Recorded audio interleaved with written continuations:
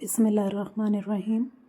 رسول کریم صلی اللہ علیہ وآلہ وسلم نے ارشاد فرمایا، روٹی کی عزت کرو کیونکہ اللہ تعالیٰ نے اس کو عزت دی ہے۔ ہم رزق کو نہیں، رزق ہمیں تلاش کرتا ہے۔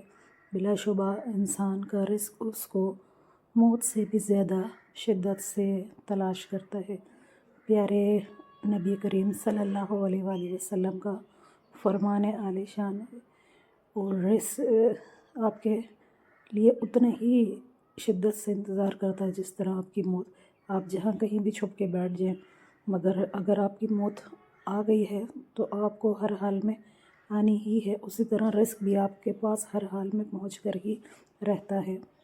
جو شخص کسی پیالے میں کھا کر اسے چاٹ لے تو پیالہ اس کے لیے دعائے مغفرت کرتا ہے۔ نبی کریم صلی اللہ علیہ وسلم کا فرمان عالی شان ہے، اور ترمذی شریف کے اندر یہ حدیث ہے، حدیث کا مفہوم ہے۔ اور کھانے کی عزت ویسے بھی آپ لوگوں کے اوپر واجب ہے، اپنے رزق کی حفاظت کیا کریں۔ جب تم سیب کھانا چاہو تو پہلے اس کو سونگھ لو، پھر کھاؤ۔ اگر تم ایسا کرو گے تو جسم سے ہر بیماری نکل جائے گی۔ ماشاءاللہ، کیا شان ہے! اللہ تعالیٰ نے سیب میں ویسی شفا دی ہے کہ اگر آپ ایک سیب روزانہ کھائیں تو آپ بیماریوں سے، ڈاکٹروں سے بچ جاتے ہیں۔ تو یہ دیکھیں کتنی اچھی بات ہے کہ اگر آپ اسے سونگھ کے کھائیں گے تو جسم سے ہر بیماری نکل جائے گی۔ کیا بات ہے ہمارے دین اسلام کی، اور جو کچھ اللہ نے فرما دیا۔ صبح سویرے کام شروع کرنا۔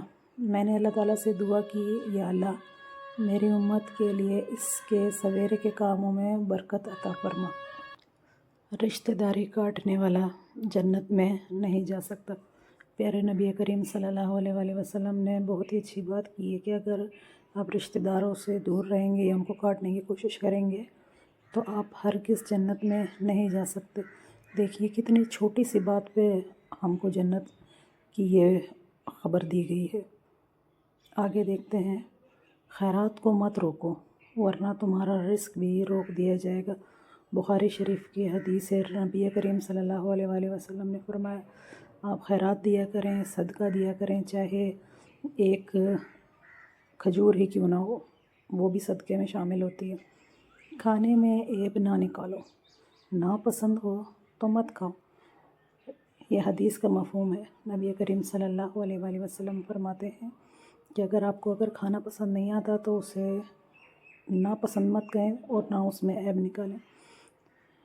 بندے کو اللہ کے ذکر سے بڑھ کر عذاب سے بچانے والی کوئی چیز نہیں ہے۔ پیارے نبی نے فرمایا، ذکر اذکار کو اپنی لائف میں لے کر آئیں۔ جتنا زیادہ ذکر اذکار کریں گے اتنی ہی اللہ عذاب قبر سے، ہر چیز سے